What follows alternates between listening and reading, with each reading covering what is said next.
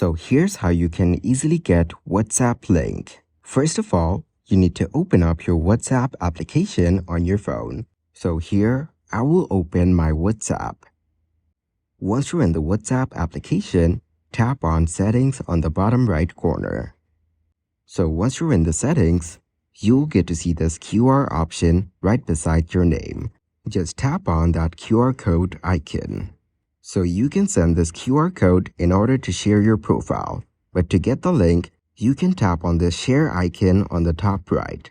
So once you tap on the share icon, you will get multiple options. So in order to get your WhatsApp link, just tap on copy right here. And your WhatsApp link will be copied to your clipboard. Now, just go back and go to your chats. After that, select whichever chat that you want. And then tap on the message box and paste the link that you just copied. So once it's done, just tap on the send button. This way, you can easily get your WhatsApp link.